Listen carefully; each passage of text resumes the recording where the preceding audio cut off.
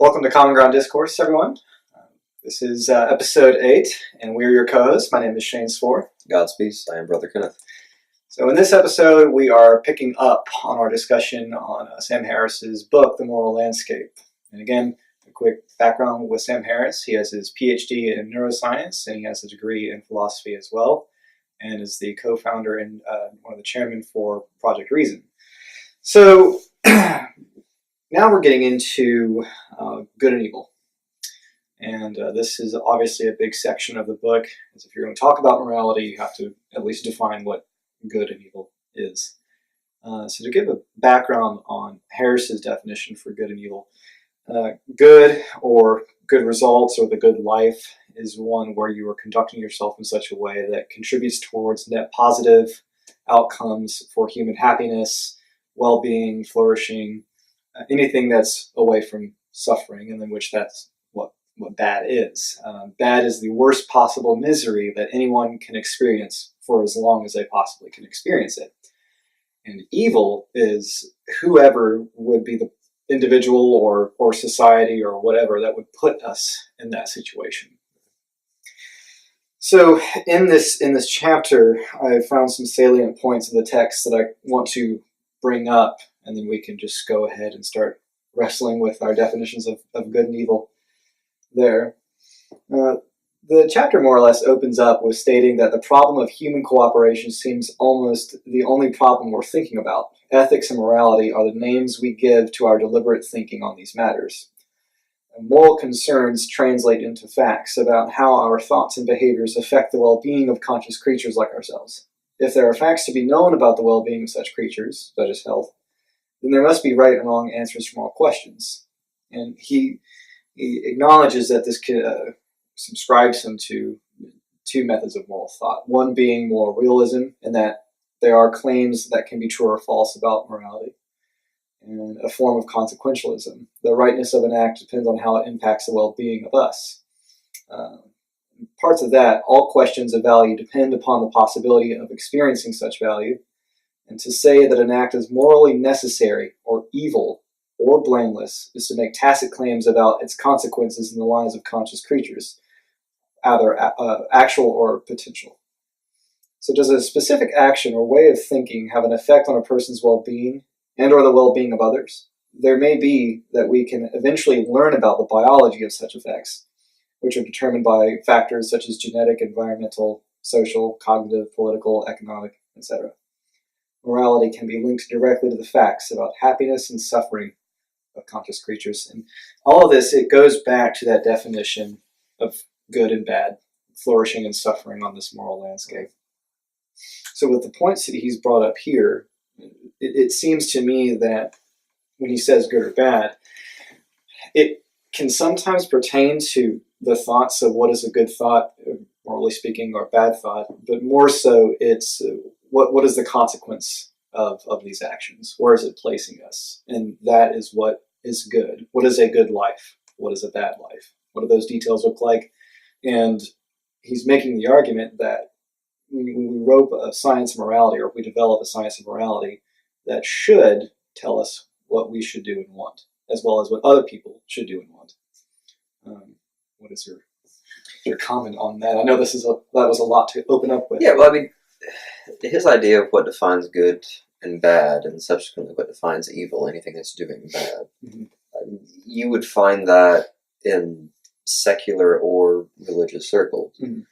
The only difference in what would really define good or bad when you start entering into the theist circles is whether or not this is a tenet of the religion. Has it been defined by the religious authority? Has it been defined by God as something you should or should not do? That becomes the qualifier of good or bad in some things. Should you kill? No, because God said don't kill. You still wind up with the same end that Harris would say, should you kill? No, because that's minimizing the well-being of a conscious creature. Harris does make a point along that line to throw religion out. And he's very clear about this, that in his argument, and I want to be precise with Dr. Harris on this to be sure that we know exactly where he's coming from on it. He says, because most religions conceive of morality as a matter of being obedient to the Word of God, generally for the sake of receiving a supernatural reward, and that's a big thing for him in religion, that you're doing this because you're going to be rewarded later on, not now. Their precepts often have nothing to do with maximizing well-being in this world. Religious believers can, therefore, assert the immorality of contraception, masturbation, homosexuality, etc., without ever feeling obliged to argue that these practices actually cause suffering. So when he throws out religion at this point, with his definition, it's fair, because you're no longer considering the effect of human suffering. You're only considering whether or not someone has told you it is right or wrong. If we look at the stages of moral development, this goes down back to the authority. I do it because I've been told to do it, kind of thing. My problem with his argument in this is it's a fairly narrow view of what religion has to offer as far as its definition of right or wrong, or good and bad. And in effect, it's, as is common with his and the other Four Horsemen's arguments against religion, it's a straw man effect. It's a straw man argument, because you've picked such a narrow view of religion that it's easy to pick apart. But there are other ways to look at right and wrong that are not necessarily God told me so I can go to heaven.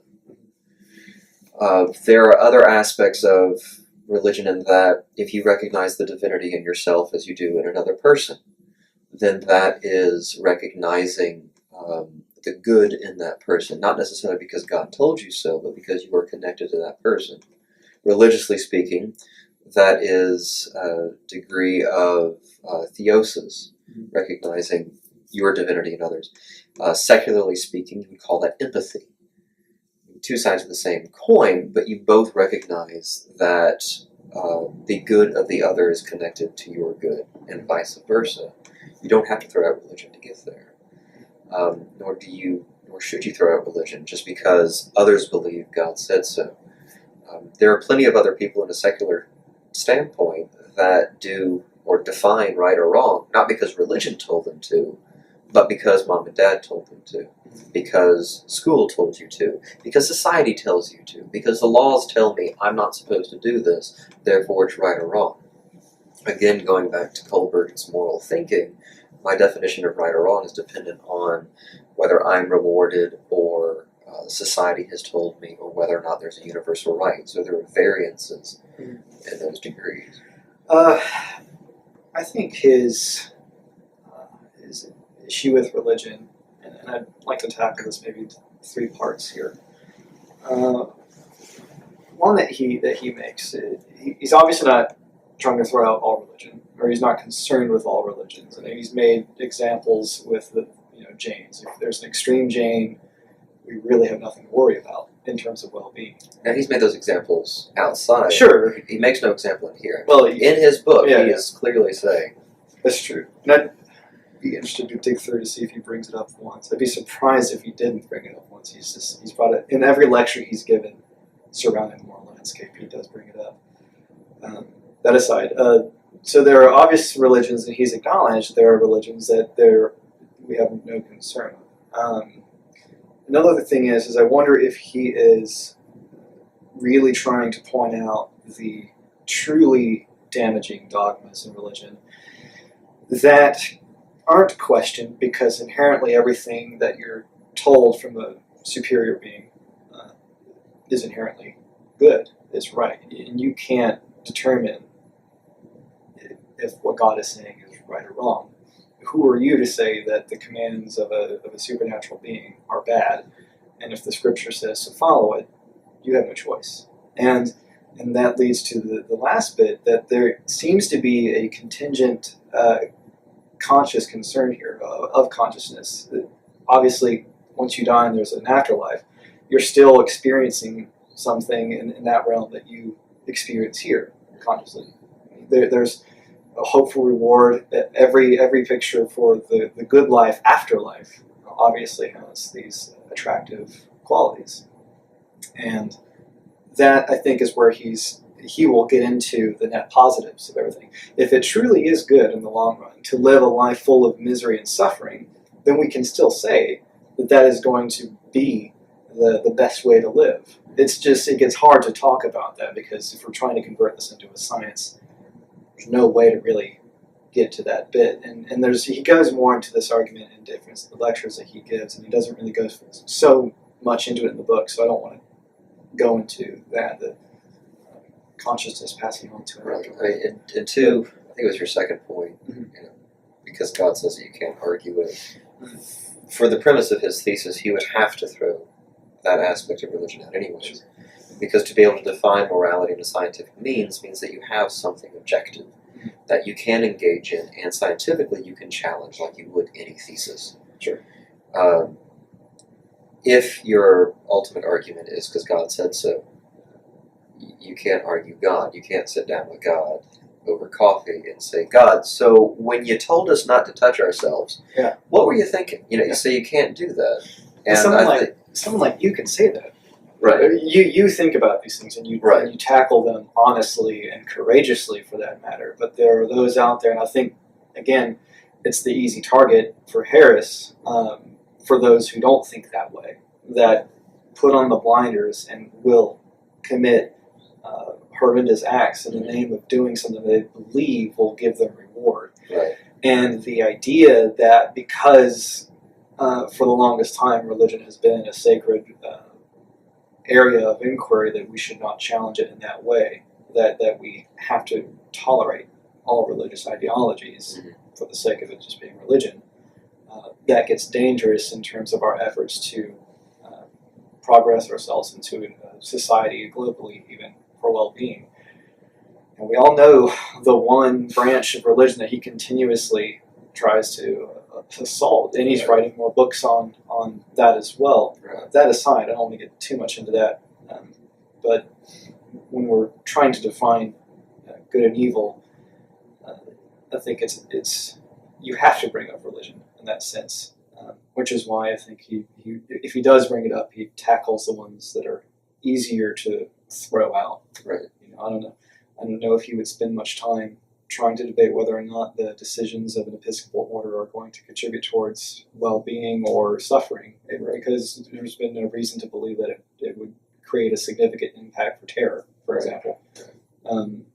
So that's the only reason why I think that he throws it out, in terms of that at its most extreme, we shouldn't take it seriously in that it has anything to offer us that we're going to be stepping towards global well-being for the sake of his argument of the moral landscape. Or in that case, I'm sorry, I should retract that. We should take it seriously, because if we don't challenge it, we're going to allow those kind of acts that go against the greater good. Yeah. If we were to borrow, as we've done before, Fowler's Stages of Faith, use his language, I would go along with Harris in so much as, rather than throwing out religion or religions in whole, the ones that are removed from the argument or become at least a problem for the discussion, because they don't engage in that part of the discussion, are those that are at stage 2 and stage 3. Yes. That are wholly stage 2 and stage 3. Because they are defined by the definition of that stage, either at stage 2 defined by their religious narrative, or stage 3 defined by their religious institution, what they're told. And in that regard, the cognitive dissonance that ever arises from personal experience versus teaching will always bow down to the teaching until you hit stage 4 and you finally start questioning. So if we're looking at those that are fundamentalists, those that are more dogmatic in their religion, stage 2 and stage 3, those would cause a problem for this kind of conversation. And truth be told, they also cause a problem within their denominations themselves, because stage 2 and stage 3 individuals within a specific denomination, even the Catholic Church, you have a divide in that thinking, whether or not you should have married priests or single priests and celibate priests. Has God told us? Can we question this? Well, if God says it, as the Pope said it, has our traditions said it? What are we allowed to question? Those that are more dogmatic say you can't question it, hands off. Others are still trying to engage it. And I think for Harris's sake, and I would side with him on this, the only way that you're going to come up with advanced morality is when you are willing to question it. Yeah. If you already come to the argument or the discussion saying there are some things we can't question, then you've already defeated the purpose. Yeah. So for his purpose that we have to be in conversation that is open-ended, those aspects of religion can be removed. I think for those aspects of religion that are open to conversation, we need not throw the baby out with proverbial bathwater again. Yeah, and I think it's important too that we don't throw it out, even internally.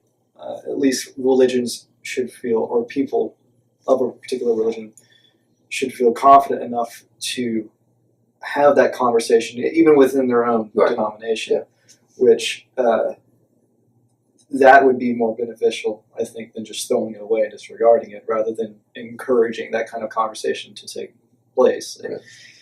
If, for example, we take an entire branch, let's say, of Christianity, and we know that there are some denominations that will support Sam's idea of moving towards well-being and flourishing more than others will.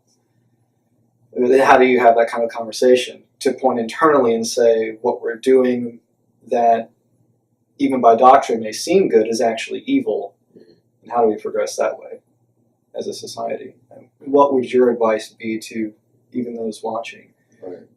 Part of branches that we know are causing harm to others, either psychologically or physically across the world. What would your advice be to those? This is one of those very delicate pastoral moments that when speaking to those that are dogmatic, those that are fundamentalists,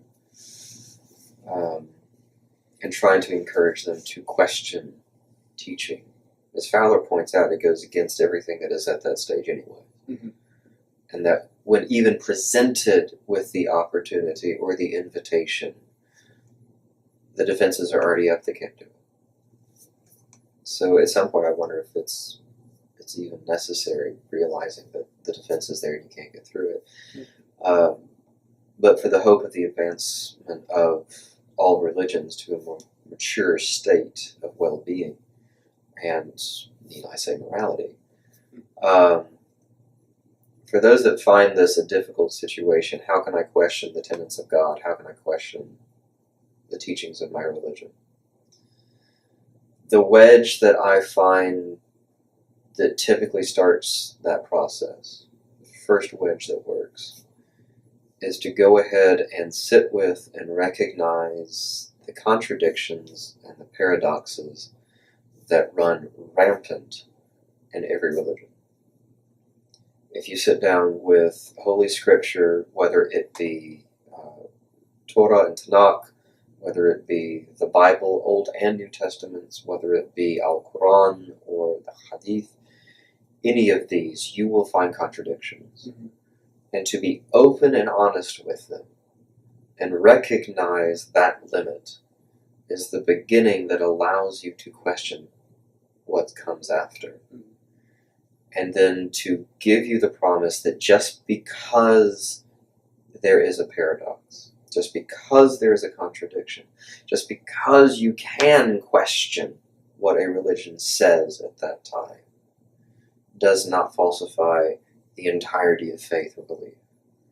That it's taking that first step and discovering that it's okay to question can be the most frightening. But once you get into it and you experience and realizing that the house won't fall apart when you do it, then you gradually move into it. But it's taking that first step with the assurity that it can be okay. So that's what I'd offer. Okay, yeah. And I think it helps to truly understand good and evil with one's efforts to understand it rather than just being told. Yeah. Just, I think if we had to sum it up, and I'm sure if we challenged him at it, that's probably what he would draw a conclusion to. But this being said, I want to get into another part of the book here in this chapter, and it's a question that he poses: can we ever be right about right or wrong? And I'll read some of the text as well.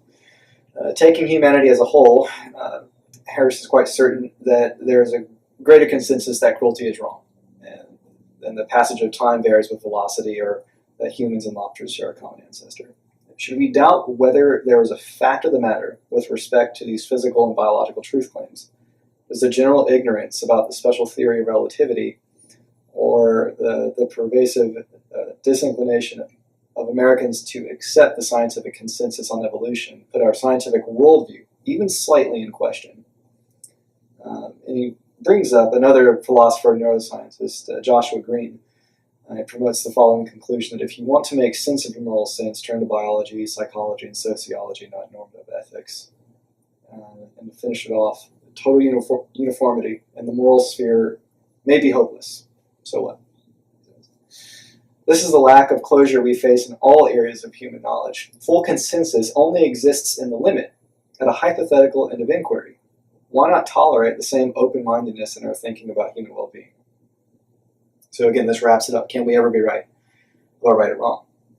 And I think we have to grant ourselves that we can, especially if we're going to look at this as a moral science. And again, I think for the sake of this conversation, we have to at least grant him that there is a possible framework that can describe morality from a scientific point of view, and science can perhaps tell us what we should do and what we should value.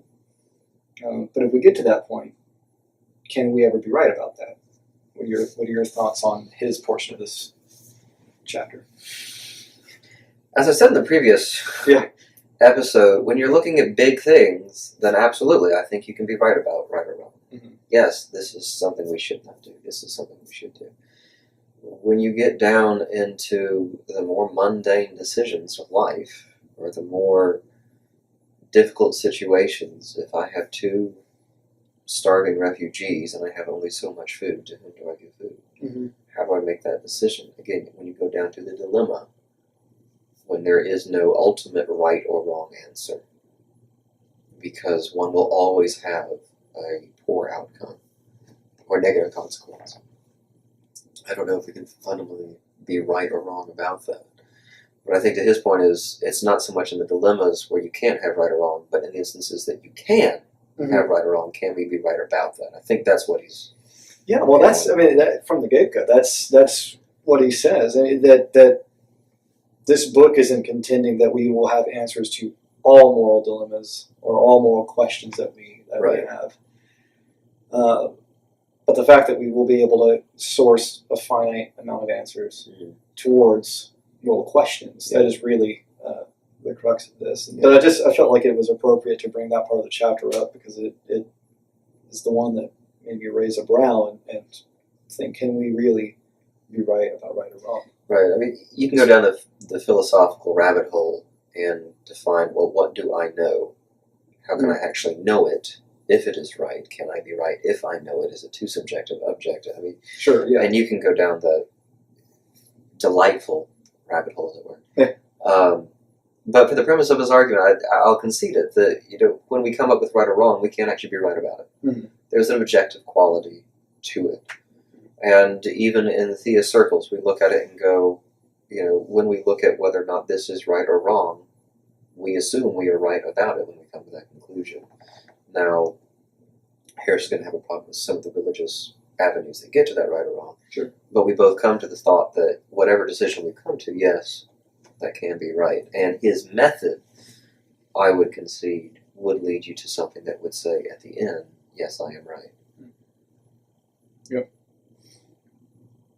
Getting deeper into this chapter, I think we both noted that, good and evil might seem something salient, but the more you read into this chapter, you realize it kind of just branches off into many other conversations. But even to the rabbit hole that you're talking about, you're getting into the field also with moral paradox. There are, even in thinking about right or wrong in the context of an individual, and then you're blowing that up into an overall, you're going to find instances that, like I said, they create that paradox. back to the text here, on the moral paradox within this chapter, one thing that I felt was interesting is when he goes to explain how morality is shaped by culture. He goes to say, clearly morality shaped by culture norms happens to a great degree. It can be difficult to do what you think is right on your own. And I wanted to insert this here because it's almost brought up in the text as well, that you have a child who is eating meat, but then she starts to contemplate, that this is a fluffy animal, why would we ever kill it to eat it? The parent says, well, why don't you stop? She's like, I can't. If they're going to keep killing them, I have to keep eating them.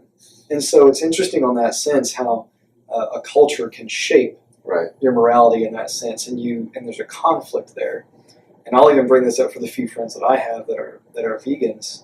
This conversation has some substance to it. When you truly think about the suffering of conscious creatures, after all, that's what we're talking about here. That doesn't exclude animals that aren't just us. Right. And we have a concern more about the experiences that another ape would suffer as to what an ant would suffer. So clearly, we have concerns more about those who have a greater capacity to experience suffering. And that's where the argument with veganism comes in, is that we know that we are causing suffering to animals, and we've made attempts to create ways of processing our food in a more ethical manner, reducing the unnecessary violence and reducing the unnecessary suffering. But to completely go against that, what our culture is, we have, especially in food, and I mean that's the business that I'm in. There's so much surrounding the enjoyment of eating meat, and we don't even bat an eye or think about what's actually going on behind the scenes. What does it take to get that to our plate? Deterring here, but again, that's a paradox that occurs in culture. Some of our morality is shaped by that. But what are your thoughts on this whole nature versus nurture versus nature? That we have some moralities that shape our culture, and some culture examples that shape our moral outlook. I mean, being a high school teacher, I come face to face with nurture and nature on a daily basis. And I see more and more that someone is the product of their culture. That we are very much the product of our culture. Whether it's the insular family, whether it's the community, or larger, that we can't help but be the norm of the culture in which we're raised. And when culture has defined that morality as a collective, and it is then passed on and taught to each subsequent generation, that's where we get it. Now, when the individual pushes back, I find fascinating and heartening, because collectively, human beings have shown that the more of us you get together, the more stupid we do. It's funny. It's what we do. It's not false. And the more of us that do it, the more justified we feel we are in doing it. And that's where we have the social injustices that we have. Yeah. So you begin to see the pushback of nature against nurture, where we recognize that while society has been teaching this, maybe it's wrong. And when we go into nature against nurture, I think that's where Harris offers a wonderful avenue where we can start looking at the nature of who we are and what makes us well-being, what gives us well-being as conscious creatures. Sure. And we can start challenging that dynamic. Yeah, I mean, there obviously has to be something there, right? I mean, we're looking at a universal perspective. Not that it's completely gone, but I'd like to think that in terms of slavery, the fact that the earth as a sum whole, we have definitely moved away from that. Right. So, well, how do we explain that? I mean, is there a science portion to that aspect? That, yes, enslaving other conscious beings equivalent to yourself is wrong. Now, that's not to say that it's gone. It's obviously still around, Right. and in a scary degree on the trafficking side. That is a problem that still exists. But to create a framework of what good and evil is in that sense, and the perspective of culture, and how the individuals who recognize that this is a wrong deed should stand up and speak up against it. And going back to our last episode where we talked about Martin Luther King Jr., he was obviously going against what culture had instilled in terms of what was morally acceptable. Right. So props on him there, but it kind of makes you wonder, again, how much you think might be right is just predicated on erroneous culture norms. And I think that's where, again, a science of morality could really liberate us from erroneous thinking. Yeah. We can quantify this into conscious experiences at the level of the brain. That's not to say that, if we can map that a few neurons light up in one area and we say, oh, that obviously points to suffering, and if that, an act in a culture is making that region light up, does that necessarily mean that it's bad?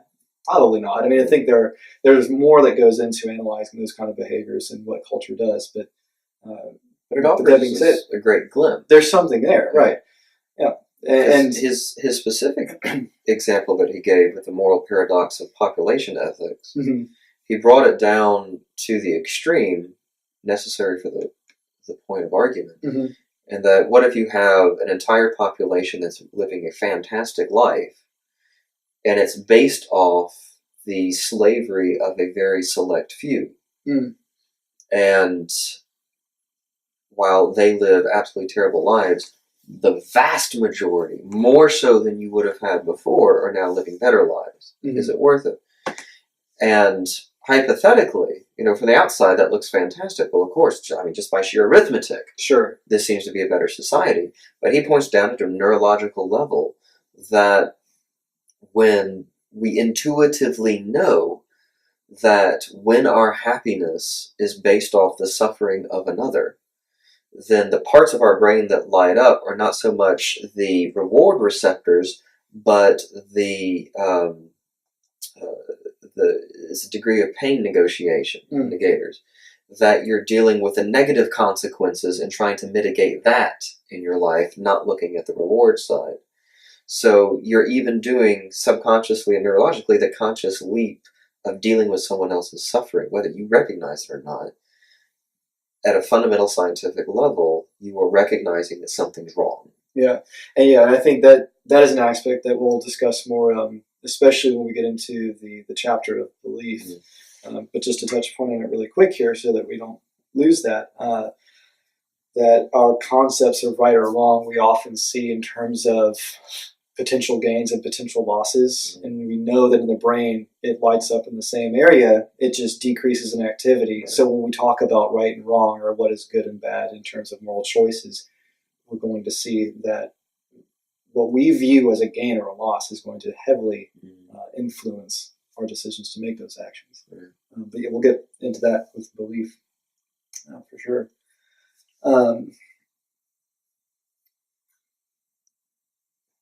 I know we wanted to get into moral responsibility going into the judicial system. Right. So I think when you talk about good and evil, we've constructed a way of living and punishing those who do bad. And this opens a whole new conversation about retributive impulses, restorative justice, and things of that nature. I'd like for you to start the conversation off with that, so that we can. What I find fascinating in this specific section about good and evil when he goes into justice systems is that there is a fundamental divide in theist conversation about what the nature of good and evil is. Where does good and evil come from? A great theological question. And the two sides to this, which aren't often discussed, sadly enough, but are often played out in religion, I think is worth noting. There are two ways to look at where good and evil come from, or what the relationship is between. And historically, at least within Christianity, you have an old form which is a heresy, eventually deemed a heresy, called the Manichaean heresy, that sees a severe dualism between good and evil. That good is that part of God that is great, and then you've got evil, which is that equal and opposing force that is against God.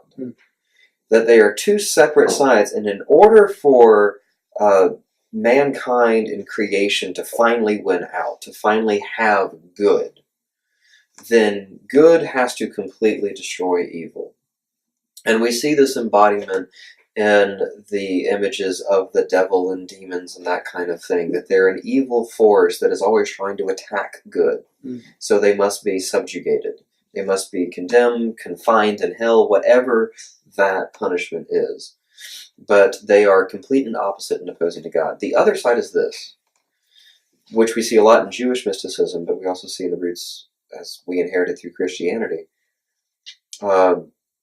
that good is that great quality that is God when things are going as they should. Evil is an aspect of good when good is being overshadowed. It's no longer an opposite force that is destroying good. It is a force that is allowed to exist or comes to fruition when good is diminished. The analogy would be that of a candle and light. If you have a candle in a room, you have light everywhere. Darkness only appears when you cover up the candle. Darkness is not something that itself can come and cover up a candle. It cannot do that. It only happens when that candle is overshadowed. Evil only happens because the good that is in us has been overshadowed. And when you see that aspect of good, that aspect of the divine, that is in every person, then it finally comes down to how do you deal with that evil? What do you do with it? If you follow the Manichaean form, and we see this in our justice system time and time again now, if you follow the Manichaean form, then for good to prevail, you must destroy evil. You have to put the evil person away. It justifies capital or corporal punishment and capital punishment.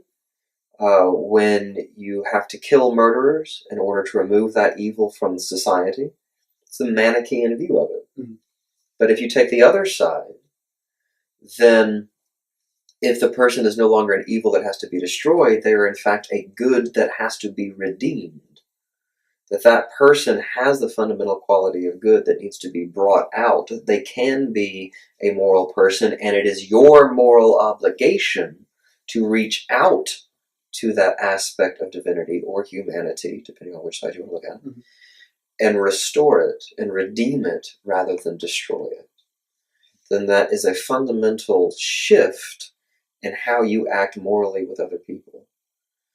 And until you really settle on where you think good and evil come from, or what the relationship is between those two forces, all actions that you have hereafter are somewhat groundless and are only done by reflex.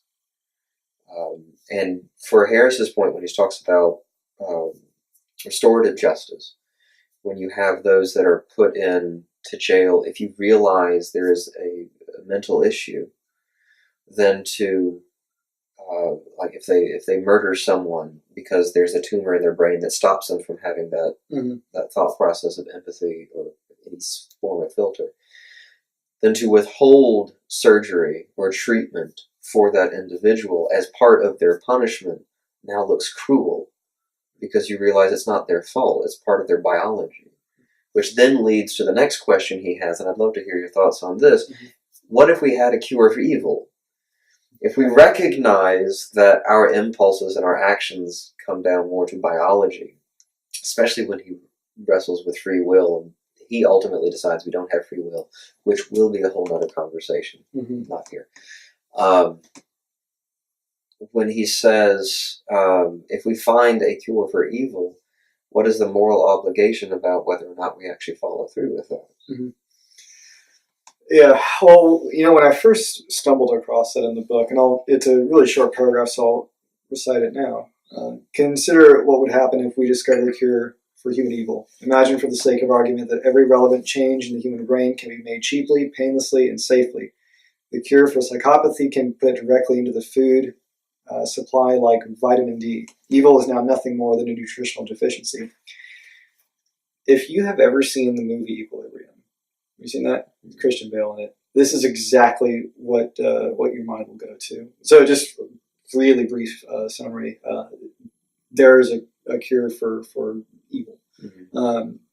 It's basically a medication you take every day. It suppresses anger. It basically removes emotion so that you have the ability to just think logically, lead out a very boring life, devoid of any pleasures or stimulus on either side of the spectrum. Same principle behind the Giver, actually. Yeah, exactly. Very similar. Yeah.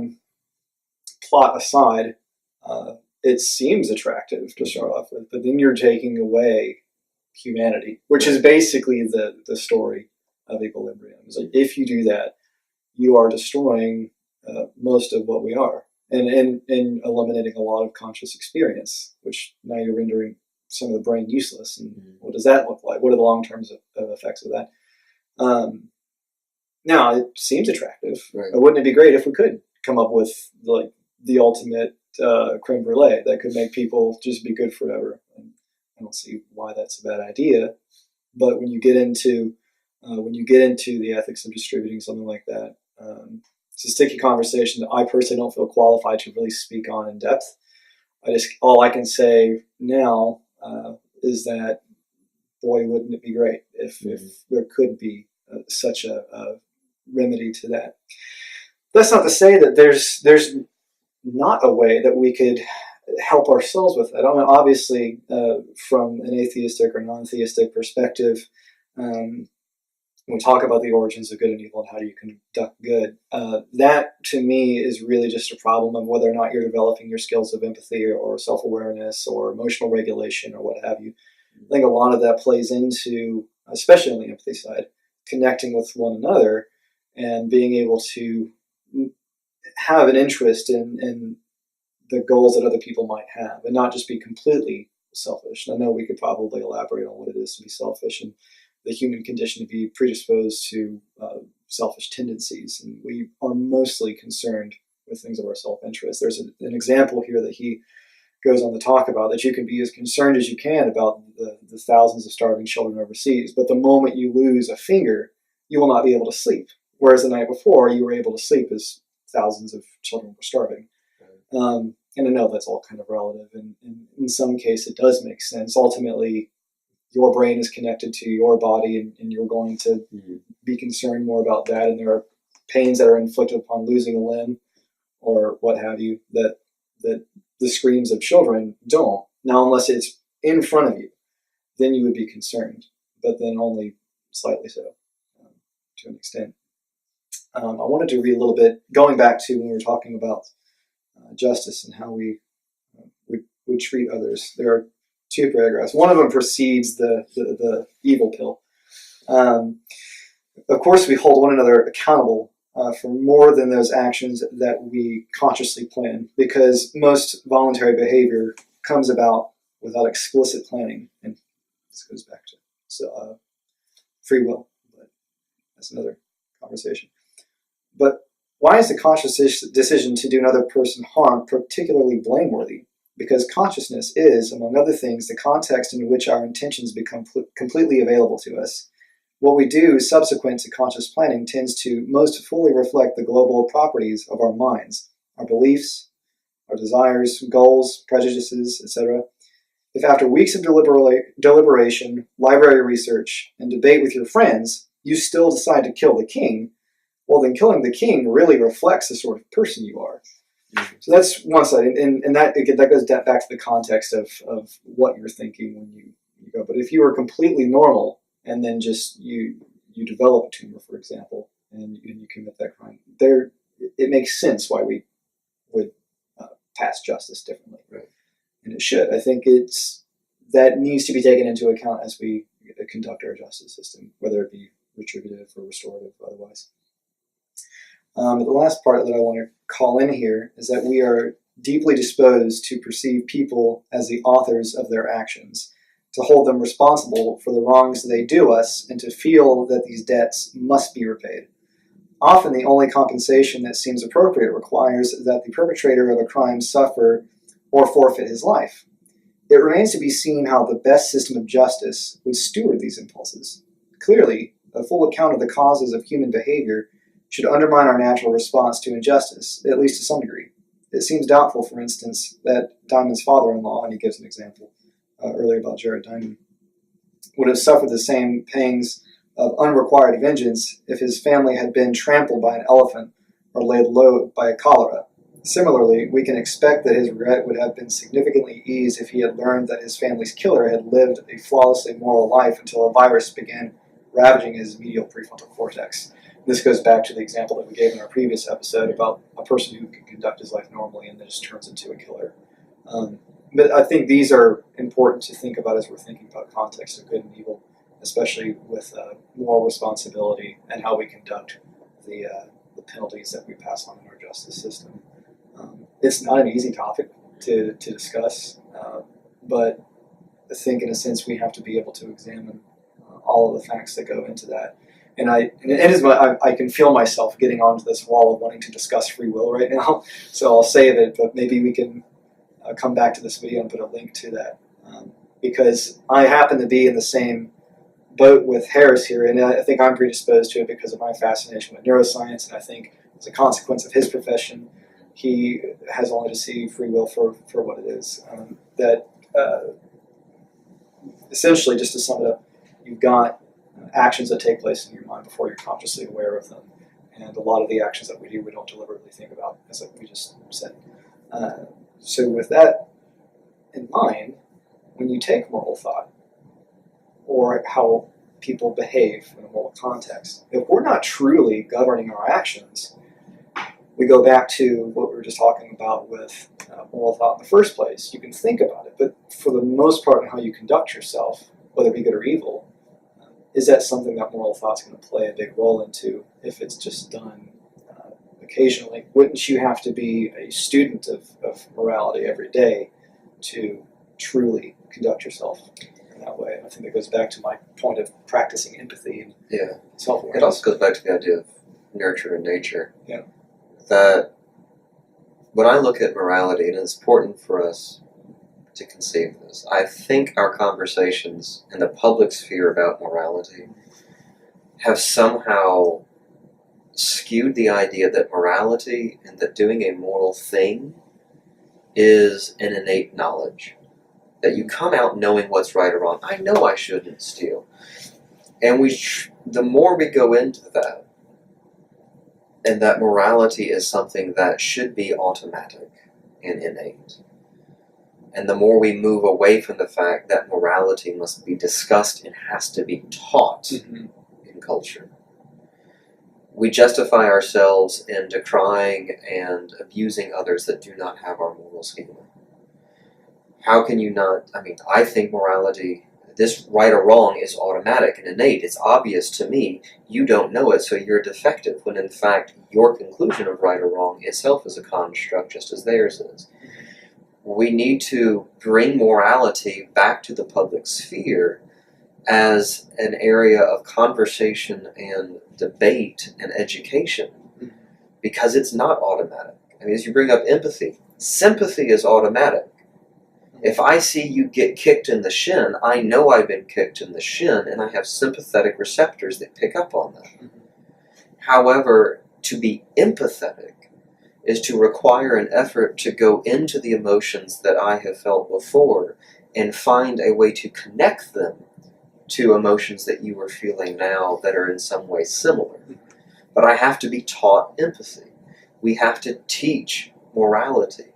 And if morality becomes a teaching, if morality is in fact an academic genre now, like you would teach English, science, and mathematics, then we need to create a better discipline and arena for conversation so that our nature is in fact nurtured from generation to generation by the higher degrees of moral thought that hopefully from generation to generation, as we continue to talk about it, will get better.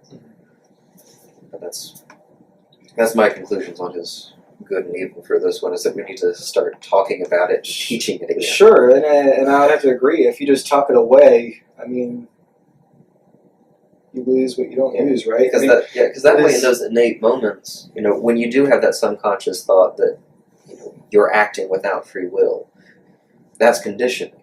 What we need to do is start conditioning ourselves as we grow up through education and training, so that when the moment does hit, we act morally, not by conscious thought, but because we have been conditioned through prior thought and experience to do the right thing at that time. Yeah, I have to agree. And I think for at least this chapter, and to not create another A and B episode here, we might be able to wrap it up. So far, what we haven't discussed, and has been in the back of my mind, and I haven't done due diligence, is talking about what would it take to render this fallible. And I think it's important to talk about. We might as well do it now before we get into belief, as we're discussing good and evil. But a falsification of the thesis, and he has several points that he's pointed out in this book, so at least he's cognizant of that. We'll give him that. But maybe we can just use these as statements and discuss a few of them now. One of them is, we have every reason to believe that the pursuit of such goals lead upward on the slope of the moral landscape. The claim that science could have something important to say about values because values relate to facts about the well-being of conscious creatures is an argument made on first principles. It doesn't rest on empirical results. If there is a more important source of value that has nothing to do with the well-being of conscious creatures in this life or the life to come, this thesis would be disproved. What is such a source? If someone claimed to have found it somewhere, it could be of no possible interest to anyone. What are your thoughts on that? I really don't take issue with that one. Okay. Yeah. And neither do I. I mean, it's... he's trying to play argumentatively. He's trying to offer a counterclaim and then come back to his own side. But I think he's on solid ground on that one. Mm-hmm. If human well-being were completely haphazard, there would be no future for scientific understanding of human values. This would also be unrelated to states of the brain. And he does a really good job, and this is an aside, he does a really good job of bringing everything back to the states of the brain, because it really is what we consciously experience. Everything we experience is just relying on how our brain is operating right now. And if we can't give it to neuroscience to have something to say about the experiences that we have in this world, in reality, and the environment that we're in, if we say that has nothing to do with values, nothing to do with what we can perceive to be good or bad or beneficial to us or detrimental to health, then neuroscience is a useless branch, and therefore the brain is nothing more than insulation for the head. Right. I laughed at his description about that, but it's in a sense, if you don't value what neuroscience has to say about what the brain is interpreting as beneficial to itself, then what are we really getting from the findings of neuroscience? Right. If some people are made happiest by brain state X while others are made miserable by it, there would be no neural correlate of human well-being. Concordantly, if an individual's well-being internally were completely unrelated to their external surroundings and environment, then the thesis would also be falsified, and we can make no claim on human flourishing in the world. And I can't think of any instances where that would necessarily be true. Well, yeah, I mean, I think it's a fancy way, well, not fancy way, but it's obvious. Another way of putting it is that your brain takes in the information around it. Right. That's essentially what that is. True. If it were the case in the previous statement, that is the way how the world actually worked, like I said, the brain would be no more than insulation. Can we say that the field of neuroscience constitutes a very elaborate but most costly method of misunderstanding the world? I think neuroscience is a very costly and elaborate way of how we experience the world, which is where its greatest gift is. I would say it's necessary how we define the world, etc. But I do appreciate from a reflective point of view that Harris, as a scientist, is following his own method, and that you have to be critical of yourself. Mm-hmm. Knowing this is his thesis, I laud the fact that he sets up hypothetical fallacies or falsifications for it. If these are true, then mine cannot be. Mm-hmm. And what he's offered in these premises, I can't see to debunk what he's offering right now. Yeah. And he as a reader, and I appreciate the work that he's done, and I generally appreciate most of the conversations that Sam stimulates in our public discourse. I'd love to see more on this. And I've seen a few, but they're just not interesting. And I think some of them, and I'm ill prepared, I should have had them, but they don't seem to be grasping most of what he's putting into context. It's normally an isolated rebuttal to his argument. So with that being said, I think we can wrap up good and evil. Again, as always, if you enjoyed this, please let us know by liking.